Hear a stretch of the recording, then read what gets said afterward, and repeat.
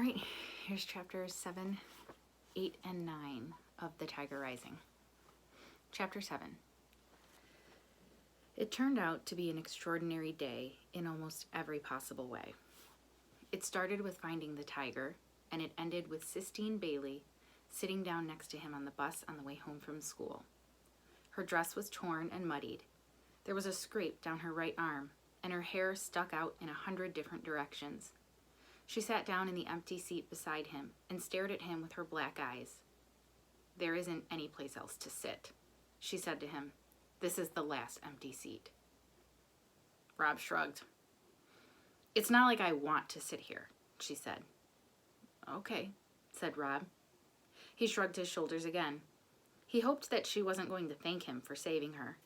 "What's your name?" she demanded. "Rob Horton," he told her. "Well, let me tell you something, Rob Horton. You shouldn't run. That's what they want you to do. Run." Rob stared at her, with his mouth open. She stared back. "I hate it here," she said, looking away from him, her voice even deeper than before. "This is a stupid hick town with stupid hick teachers. Nobody in the whole school even knows what the Sistine Chapel is." "I know," said Rob. "I know what the Sistine Chapel is." Immediately, he regretted saying it. It was his policy not to say things, but it was a policy he was having a hard time maintaining around Sistine. "I bet," Sistine sneered at him. "I bet you know." "It's a picture of God making the world," he said. Sistine stared at him hard. She narrowed her small eyes until they almost disappeared. "It's in Italy," said Rob. "The pictures are painted on the ceiling. They're frescoes." It was as if a magician had cast a spell over him. He opened his mouth and the words fell out, one on top of the other, like gold coins. He couldn't stop talking. "I don't gotta go to school on account of my legs. I got a note that says so. Mr. Felmer, he's the principal. He says the parents are worried that what I got is contagious. That means the other kids could catch it." "I know what contagious means," Sistine said. She looked at his legs.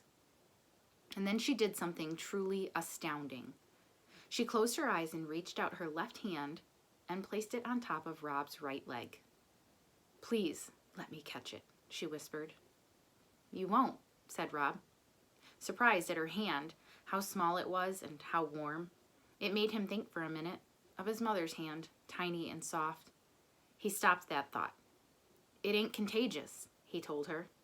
"Please let me catch it," Sistine whispered again, ignoring him, keeping her hand on his leg. "Please let me catch it so I won't have to go to school." "It ain't a disease," said Rob. "It's just me." "Shut up," Sistine said. She sat up very straight. Her lips moved. The other kids shouted and screamed and laughed and called to each other, but the two of them sat apart from it all, as if their seat was an island in the sea of sweat and exhaust. Sistine opened her eyes. She took her hand away and rubbed it up and down both of her own legs. "You're crazy," Rob told her. "Where do you live?" Sistine asked, still rubbing her hand over her legs. "In the motel, in the Kentucky Star." "You live in a motel?" she said, looking up at him. "It ain't permanent," he told her. "It's just until we get back on our feet." Sistine stared at him. "I'll bring you your homework," she said. "I'll bring it to you at the motel." "I don't want my homework," he told her. "So?" said Sistine. By then, Norton and Billy Threemonger had spotted them sitting together, and they were moving in. Rob was relieved when the first thump came to the back of his head, because it meant that he wouldn't have to talk to Sistine anymore. It meant that he wouldn't end up saying too much, telling her about important things, like his mother or the tiger. He was glad, almost, that Norton and Billy were there to beat him into silence. Chapter 8.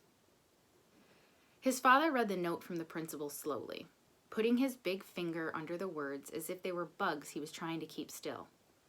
When he was finally done, he set the letter on the table and rubbed his eyes with his fingers inside. The rain beat a sad rhythm on the roof of the motel. "That stuff ain't nothing anybody else can catch," his father said. "I know it," Rob told him. "I already told that to that principal once before. I called up there and told him that." "Yes, sir," said Rob. His father sighed. He stopped rubbing his eyes and looked up at Rob. You want to stay home? He asked. Rob nodded. His father sighed again. Maybe I'll make an appointment. Get one of them doctors to write down that what you got ain't catching. All right? Yes, sir, said Rob. But I won't do it for a few days. I'll give you some time off. That would be all right, said Rob. You gotta fight them, you know. Them boys. I know you don't want to, but you gotta fight them, else they won't ever leave you alone. Rob nodded. He saw Sistine twirling and punching and kicking, and the vision made him smile. In the meantime, you can help me out around here, his father said. Do some of the maintenance man work at the motel. Do some sweeping and cleaning for me. Beauchamp's running me ragged. There ain't enough hours in the day to do everything that man wants done. Now go on, hand me that medicine. His father slathered and slapped the fishy-smelling ointment on Rob's legs, and Rob concentrated on holding still. Do you think Beauchamp is the richest man in the world? He asked his father. Nah, his father said. He don't own but this one itty-bitty motel now, in the woods. He just likes to pretend he's rich is all. Why? I was just wondering, said Rob.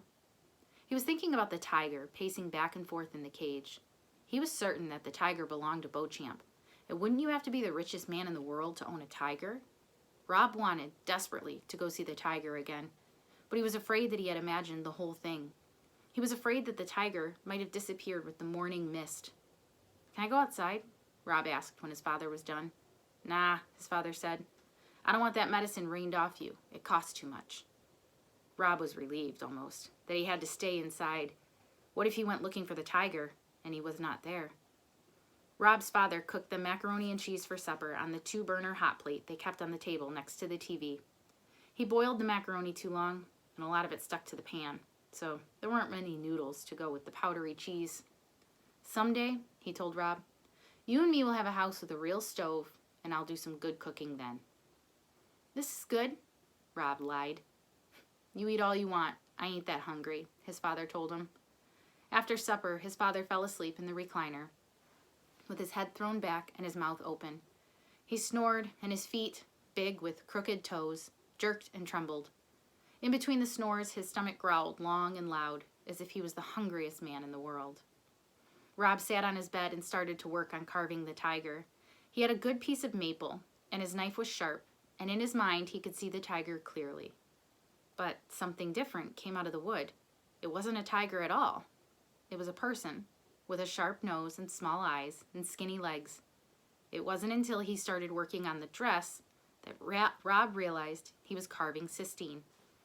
He stopped for a minute and held the wood out in front of him and shook his head in wonder.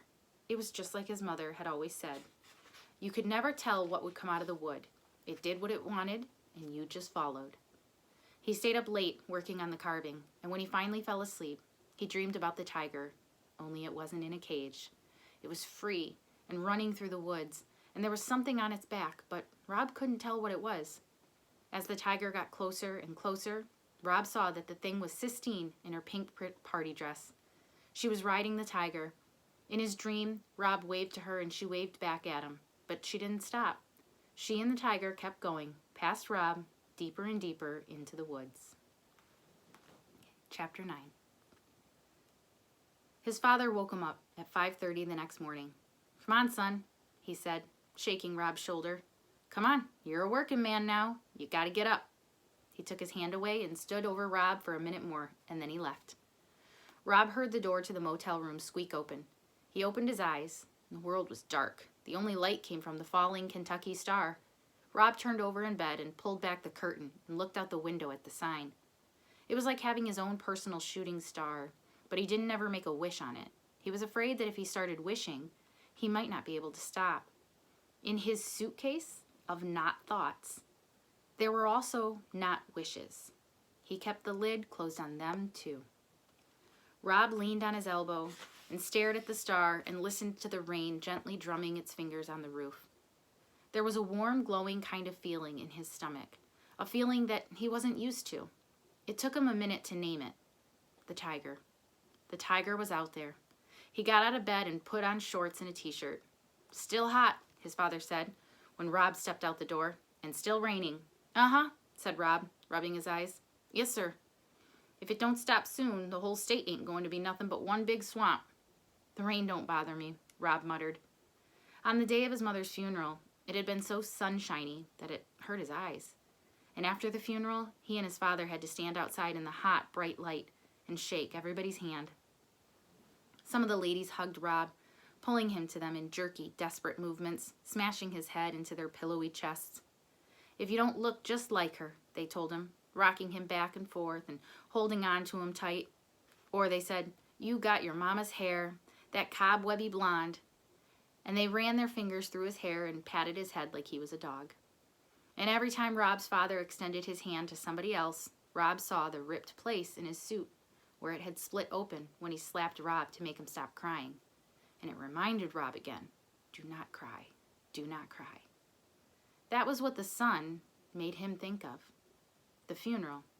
And so he didn't care if he ever saw the sun again. He didn't care if the whole state did turn into a swamp. His father stood up and went back into the motel room and got himself a cup of coffee and brought it back outside. The steam rose off of it and curled into the air. Now that I'm a working man, Rob said shyly, could I drink some coffee? His father smiled at him.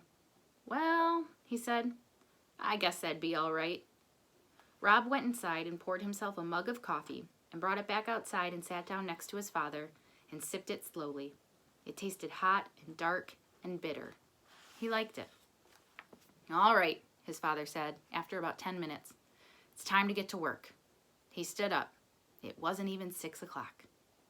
As they walked together alongside the back of the motel to the maintenance shed, his father started to whistle, Mining for Gold. It was a sad song he used to sing with Rob's mother. Her high, sweet voice had gone swooping over his father's deep one, like a small bird flying over the solid world. His father must have remembered too, because he stopped halfway through the song and shook his head and cursed softly under his breath. Rob let his father walk ahead of him. He slowed down and stared into the woods, wanting to see some small part of the tiger, a flick of his tail, or the glow from his eyes. But there was nothing to see except for rain and darkness. Come on, son, his father said, his voice hard, and Rob hurried to catch him.